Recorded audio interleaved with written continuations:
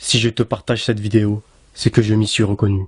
Après l'avoir regardée, je ne vois plus les choses comme avant.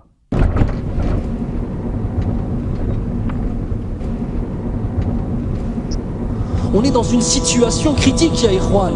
On est dans une situation de cancer, de phase finale du cancer de la foi, ya Ikhwan. Sauf qu'on s'en rend même pas compte, c'est ça le plus grave.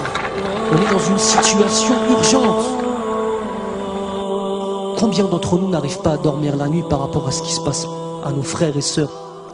Allah, combien? Allah. Même al-mahabba, même le lien d'amour, fils abilillah, il a tellement disparu à ce point-là. À ce point-là qu'on est sur Facebook, on voit un truc, on voit une vidéo avec nos frères et sœurs qui se font massacrer. Ah, rahimahumullah. Et 5 minutes après, on est en train de bahak avec quelqu'un au téléphone. Nos cœurs, ils sont morts à ce point-là, subhanallah. Au point que si quelqu'un, on ne le connaît pas, on ne sait pas l'aimer. C'est ça l'amour, fils abilillah. Aimer pour Allah, c'est réussir à aimer quelqu'un que tu n'as jamais vu de ta vie, Yahri. Parce qu'il a une foi qu'il partage avec toi, qui est la chose la plus importante. Est-ce qu'on pense, ne serait-ce que dans nos doigts, à faire des doigts pour nos frères et sœurs à travers le monde? Partout. Est-ce que quand on voit ce qui se passe, nos cœurs ils se retournent? Est-ce qu'on a peur pour nos frères qui se fassent tuer dans la rue? Est-ce qu'on a peur pour eux? Est-ce que quand tu vas rentrer, est-ce que quand je vais rentrer chez moi avec ta femme, elle va voir ton visage, elle va dire qu'est-ce que t'as, ya Habibi? Qu'est-ce qui se passe? Tellement ça va se voir sur nos visages. Quand tout ça, c'est notre relation avec Allah Azza wa Jal qui n'est pas assez forte, ni plus ni moins. Ni plus ni moins que ça. On est loin, ya Ikhwan. On est extrêmement loin. Extrêmement loin.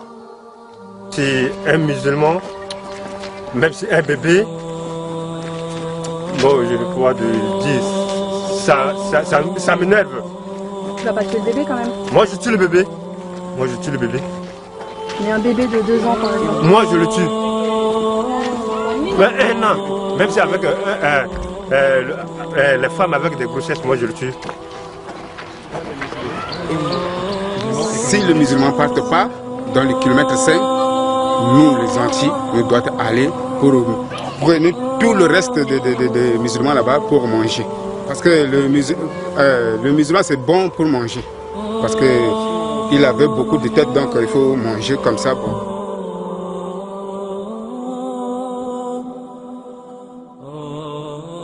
Le corps brûlé, on coupe la tête, jeter et prenez la tête pour taper avec le ballon.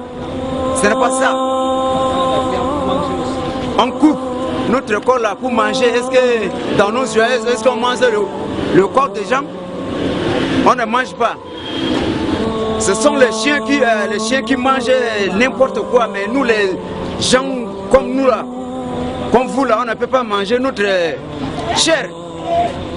C'est grave pour nous. C'est comme ça. En tant que moi, là, j'ai tout subi. La guerre, là, on dirait que ça vient rien que sur moi. Ils ont tué ma mère et mon père. Il reste que moi. Je suis seul maintenant. Je ne sais pas là où j'allais. C'est pour cela que je suis resté ici, à la base des réfugiés. Et moi, j'ai parti à l'école. J'ai promené. À mon retour, les anti-Balaka sont attaqués. Et je suis précipité d'aller à la maison. Je n'y suis pas arrivé. Et ils m'ont dit qu'ils ont tué mon père et ma mère. L'histoire d'un homme que j'ai rencontré ce matin au camp réfugié, il est en train de me raconter une histoire réelle qu'il a vécue sur le terrain. L'histoire c'est quoi?